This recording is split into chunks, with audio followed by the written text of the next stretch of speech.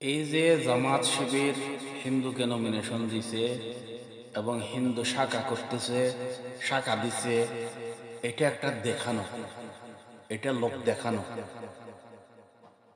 এই জামাতের চরিত্র হচ্ছে মুনাফিকি, বেঈমানি।